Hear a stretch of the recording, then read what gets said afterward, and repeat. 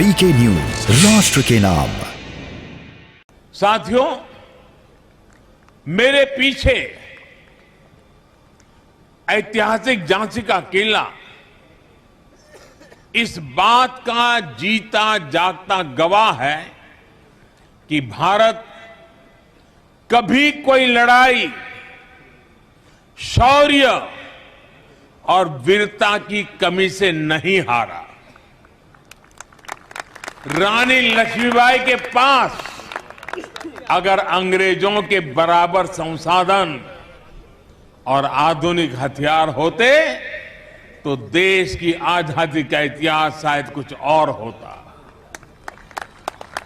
जब हमें आजादी मिली तब हमारे पास अवसर था, अनुभव भी था। देश को सरदार पटेल के सपनों का भारत बनाना, आत्मनिर्भर भारत बनाना हमारी जिम्मेदारी है। यही आजादी के अमृतकाल में देश का संकल्प है, देश का लक्ष्य है। और बुंदेलखंड में यूपी डिफेंस इंडस्ट्रियल कॉरिडोर इस अभियान में सारथी की भूमिका निभाने जा रहा है। जो बुंदेलखंड कभी भारत के शौर्य और साहस के लिए जाना जाता था, उसकी पहचान अब भारत के सामरिक सामर्थ्य के प्रमुख केंद्र के तौर पर भी होगी। बुंदेलखंड एक्सप्रेसवे इस क्षेत्र के विकास के लिए का एक्सप्रेस बनेगा, ये मेरे पर विश्वास कीजिए। आज यहां मिसाइल टेक्नोलॉजी से जुड़ी एक कंपनी का शिलान्यास हो रहा है।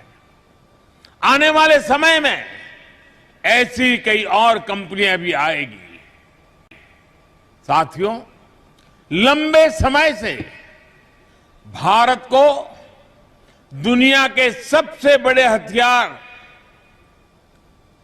और एक प्रकार से हमारी क्या पहचान बन गई?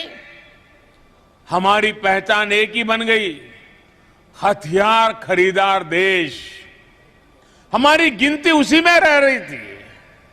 लेकिन आज देश का मंत्र है make in India, make for world. आज भारत अपनी सेनाओं को आत्मनिर्भर बनाने के लिए काम कर रहा है। हम देश के डिफेंस सेक्टर से देश के प्राइवेट सेक्टर के टैलेंट को भी जोड़ रहे हैं। नए स्टार्टअप्स को अभी क्षेत्र में भी अपना कमाल दिखाने का मौका मिल रहा है।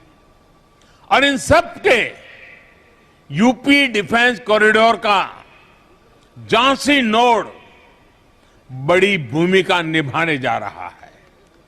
इसका मतलब है यहां के एमएसएमई इंडस्ट्री के लिए, छोटे उद्योगों के लिए नई संभावनाएं तैयार होगी। यहां के युवाओं को रोजगार के नए अवसर मिलेंगे।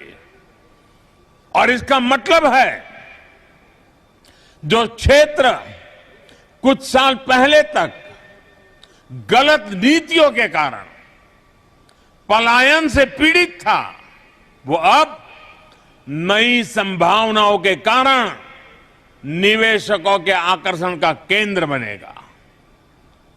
देश विदेश से लोग बुंदेलखंड आएंगे। बुंदेलखंड की जिस धरती को कभी कम बारिश और सूखे की वजह से बंजर माने जाने लगा था, वहां आज प्रगति के बीज अंकुरित हो रहे हैं। ये है ड्रीम मीडिया नेटवर्क और आप देख रहे हैं देश का पहला 24/7 digital news channel VK news, राष्ट्र के नाम।